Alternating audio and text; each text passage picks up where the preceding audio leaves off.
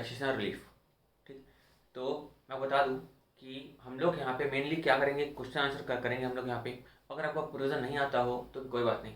क्या होता है कि मेरे एग्जाम में भी क्वेश्चन आ गया था और मेरे को प्रोविज़न बिल्कुल भी नहीं आता था, लेकिन मैं उसको सॉल्व कर लिया। लेकिन आपको प्रोविज़न करना ही है, वो तो मैं पढ़ नहीं पाया था, मेरे पास मजबूरी थी। आपकी कोई मजबूरी नहीं है। ठीक है, तो हम लोग करें क्वेश्चन आंसर। अगर आपको प्रोविज़न नहीं आता हो तो भी कोई बात नहीं। मैं बताऊँगा कि कोई सी भी क्वेश्चन को, देखो क्या होता है, क्वेश्चन से बहुत लेंदी आते हैं, लाइक 6 मार्क के, 8 मार्क के, है ना, और बहुत सारी एडजस्टमेंट भी होती है। ठीक है, तो मैं बताऊँगा कहीं ना कहीं 1 मिनट के अंदर अंदर क्वेश्चन वहाँ से ग्रीक में लेके आ जाए, और इवन हम कैलकुलेटर में सॉल्व भी कर ले। ठीक है, लिखने में तो सॉल्व इम्पॉसिबल है कि आप 1 मिनट में सब कुछ लिख ले, लेकिन आप 1 मिनट में क्वेश्चन को कैसे ग्रीक में ला सकते हैं और कैसे आप कैलकुलेटर में सॉल्व कर सकते हैं, हम लोग ये भी यहाँ पे सीखेंगे। ठीक है, तो अब मैं आपको क्वेश्चन आंसर पेन पेपर में अपने हाथ से सॉल्व करके दिखाता हूँ, ताकि आपको मालूम चले कि वो कैसे सॉल्व करना चाहिए। ठीक है, क्योंकि जब तक मैं लिख के सॉल्व नहीं करूँगा तब तक आपको मालूम नहीं चलेगा। ठीक, तो अब मैं आपको क्या करता हूँ, लिख के आपको सॉल्व करवाता हूँ। ठीक है, तो पहले देखते हैं क्वेश्चन आया था मेरे एग्जाम में। आपको शॉर्ट में बताता हूँ ताकि आपका एकदम लॉजिक क्लियर हो जाए कि आपको कैसे सॉल्व करना है। एकदम शॉर्टकट तरीका है, एकदम शॉर्टकट तरीका। ठीक है, तो पहले क्वेश्चन को एकदम आसानी से समझ लो। क्वेश्चन आया था मेरे एग्जाम में, ऐसा दिया हुआ था कि मान लो मिस्टर ए है, वो क्या है, इंडिया के रेसिडेंट है, एज है उनकी 27 ईयर्स। ठीक है, उसके बाद उनकी जो है इंडियन इनकम है रुपीस मान लो 10 लाख, और उनकी है फॉरेन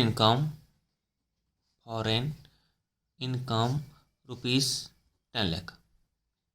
ठीक, और उसने फॉरेन इनकम में 20% का क्या दिया है, टैक्स दिया है। ठीक है, यहाँ तक क्लियर। यानी कि वो फॉरेन में कितना कमाया, 10 लाख कमाया, उसमें 20% टैक्स दिया। ठीक है, तो ये बता दूँ जो 10 लाख रुपए है ये क्या है, ग्रॉस है। ग्रॉस मतलब टैक्स को माइनस करने से पहले।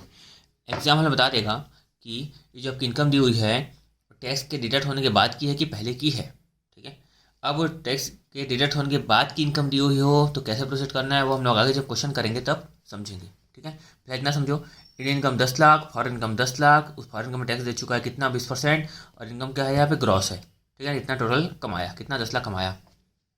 ठीक है, लिखा हुआ था कि इंडिया का एंड फॉरेन कंट्री का डबल टैक्सेशन अवॉइडेंस एग्रीमेंट नहीं है। यानी है डबल टैक्सेशन अवॉइडेंस एग्रीमेंट नहीं है, यानी कि इसका मतलब ये होता है कि मिस्टर ए को इंडिया में भी टैक्स देना पड़ेगा, फॉरेन में भी टैक्स देना पड़ेगा। ठीक है, क्या लिखा, देखो डबल टैक्सेशन अवॉइडेंस एग्रीमेंट नहीं है। ठीक है, यानी कि 2 बार टैक्स को अवॉइड करने के लिए जो एग्रीमेंट होता है ना वो नहीं है। यानी कि यहाँ पे क्या होगा, मिस्टर ए को 2 बार टैक्स देना पड़ेगा, एक बार इंडिया में और एक बार फॉरेन में। ठीक, लिखा हुआ था कैलकुलेट टैक्स पेबल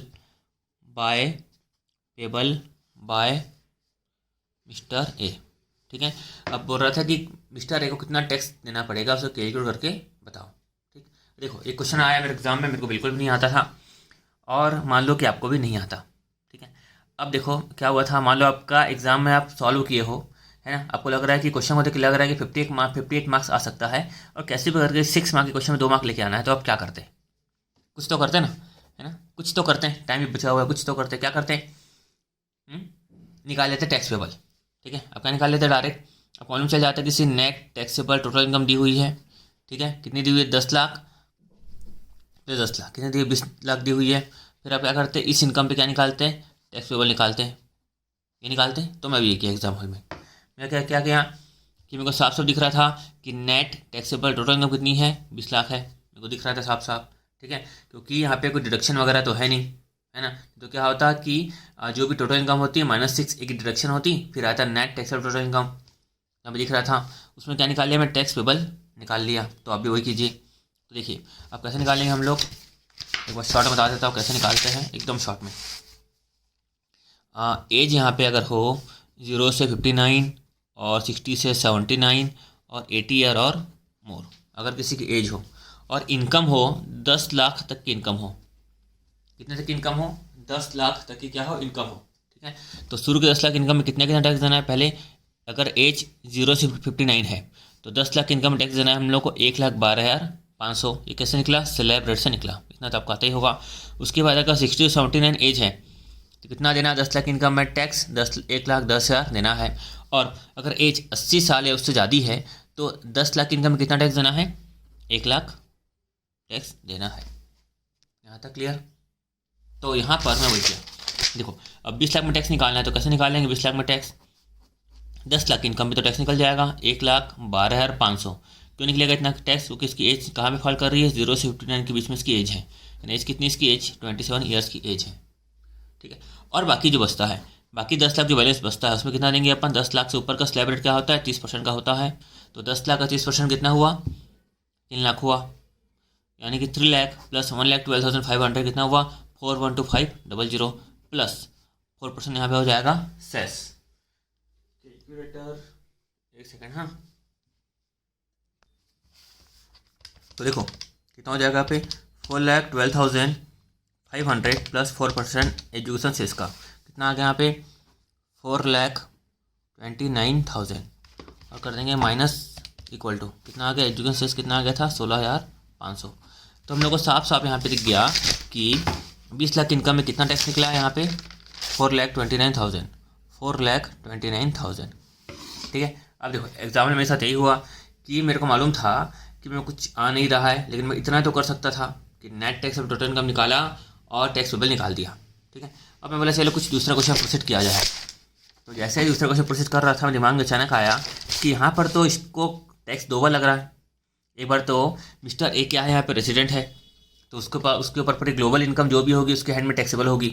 चाहे इंडिया में कमाए तो टैक्सेबल तो होगा ही होगा, फॉरेन में कमाए वो भी टैक्सेबल होगा।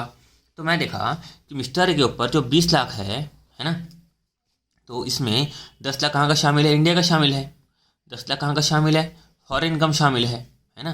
तो मैं देखा कि जो मिस्टर ए है उसको क्या लग रहा है यहाँ पे हर एक इनकम में टैक्स लग रहा है, यानी ये बात मालूम थी कि मिस्टर ए को पूरी ग्लोबल इनकम में टैक्स लगेगा। ठीक, तो यहाँ पे मेरे को समझ में आया कि जो 10 लाख रुपये जो फॉरेन इनकम है इसको वो फॉरेन में तो 20% टैक्स लग चुका है, फॉरेन में 20% रेट से टैक्स लग चुका है। अब मिस्टर ए को इंडिया में भी इसी 10 लाख में दूसरी बार टैक्स देना पड़ रहा है। कैसे मालूम चला, देखो 20 लाख में टैक्स निकाले ना हम लोग, है ना। तो बेचारा एक बार यहाँ पर टैक्स दे के आया 10 लाख रुपये में, दूसरी बार यहाँ पर भी 10 लाख में क्या दे रहा है, टैक्स दे रहा है। तो मेरे को समझ में आया कि बेचारे को दो बार टैक्स लग रहा है, तो इसके साथ तो गलत हो रहा है ना।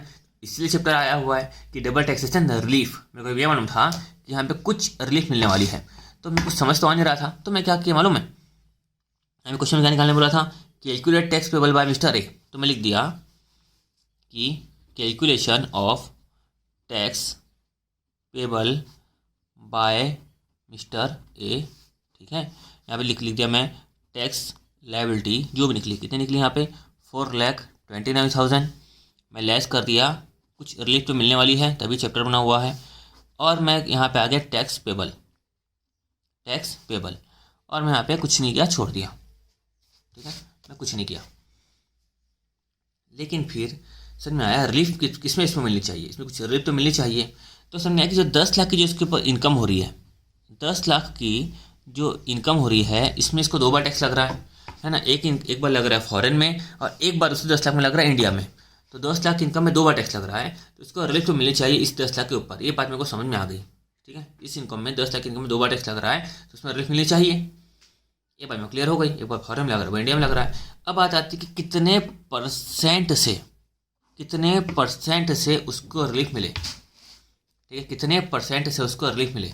तो मैं वही कन्फ्यूजन था कि यहाँ पे मेरे को फॉरेन रेट का तो मालूम था कि फॉरेन रेट दिया हुआ था, कितना दिया हुआ था यहाँ फॉरेन रेट 20%, ये तो क्वेश्चन में दिया हुआ है।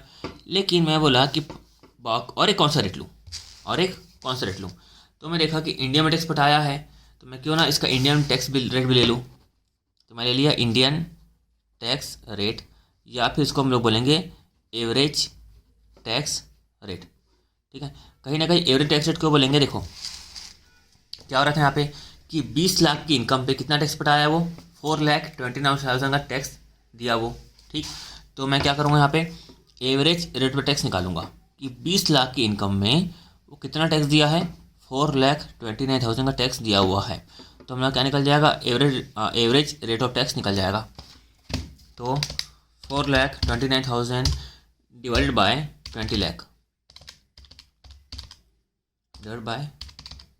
20 लाख, कितना आया इंटू 100, तो 21.45%। ठीक है, ये मालूम चला। तो कैसे समझ में आया कि फॉरेन रेट तो दिया हुआ था 20%, इंडिया में टैक्स लग रहा था, तो 2 बार टैक्स लग रहा था। अब दिमाग में आया कि रिलीफ कितने परसेंट दूँ, 20% से रिलीफ दूँ या 21.45% से रिलीफ दूँ, किससे दूँ? तो मैं सोचा कि देखो फॉरेन कंट्री में 10 लाख की जो इनकम है, 10 लाख की जो इनकम है उसका 20%, यानी कि 2 लाख टैक्स दे के आया है। ठीक है, और इंडिया में देखिए हम लोग 10 लाख इंटू 21.45%, ठीक है, तो 10 लाख इंटू 21.45% कितना हुआ? 2,14,500, 2,14,500। तो यहाँ में आया कि ये टैक्स दिया है बाहर में 2 लाख, और तो इसको रिलीफ मैक्स टू मैक्स कितनी मिलनी चाहिए? 2 लाख की मिलनी चाहिए, है ना। इतने रिलीफ तो मिलनी नहीं चाहिए जब तुम टैक्स पे किए हो 2 लाख और तुमको रिलीफ मिले 2,14,500 की, बिल्कुल भी नहीं। तो दिमाग में क्या आया कि इन दोनों में से जो भी लोअर होगा उसकी हम लोग को रिलीफ दी जाएगी। लोअर कौन सा था यहाँ पे? 20%। तो मैं क्या लिख दिया? 20% लिख दिया। ठीक है, तो 10 लाख इंटू 20% कितना हुआ यहाँ पे? 2 लाख। तो 2 लाख रिलीफ मिल गई और आंसर कितना आ गया मेरा? 2,29,000 आंसर आ गया। हाँ, तो समझ में आया कि कैसे हुआ। एग्जाम मेरे को भी नहीं आता था, लेकिन मैं कैसे प्रोसीड किया कि यहाँ तक तो आप भी करते, मैं भी करता, हर कोई करता, यहाँ तक तो कुछ था ही नहीं। देखो यहाँ तक कुछ भी नहीं करना था, हमको हर क्वेश्चन में टैक्स लायबिलिटी निकालना ही है ना। हम लोग इनकम टैक्स वाले हैं, मेन काम तो टैक्स लायबिलिटी निकालने का ही अच्छे से मालूम है। मेन था रिलीफ निकालने का। अब रिलीफ में भी हम लोग को फॉरेन रेट तो दिया हुआ था, और इंडियन रेट निकालना था। खाली बच्चे वाला काम करना था, डिवाइड करना था, बस डिवाइड कर दिए हम लोग, है ना। एवरेज रेट निकल गया, दोनों में से जो भी लोअर आया उसको हमने क्या कर दिए? रिलीफ दे दिए। और लोअर की वजह उसका भी लॉजिक बताया मैं आपको कि तुम टैक्स दिए हो बाहर में 2 लाख, तो क्या आपको रिलीफ यहाँ पे 2,14,500 की मिलेगी या नहीं? किसकी मिलेगी? लोअर की मिलेगी। जितना तुम बाहर टैक्स दिए हो उतना मैक्स टू मैक्स आपको क्या ले लो, तुम उसके रिलीफ ले लो, काम खत्म। अच्छा, बात आती है रिलीफ कौन से दी हुई है? ये दी हुई है अंडर सेक्शन 91 में दी हुई है। ठीक है, इसके बारे में और कर पढ़ेंगे डिटेल से। फिलहाल मैं आपको लॉजिक समझा रहा था, है ना। सेक्शन वगैरह के ऊपर मैं ध्यान बिल्कुल नहीं दे रहा था, हम आगे सेक्शन वाइज करेंगे। क्लियर हुआ? जिसको नोट करना हो तो आप नोट कर लो, मैं धीरे धीरे आपको शो करता रहता हूँ।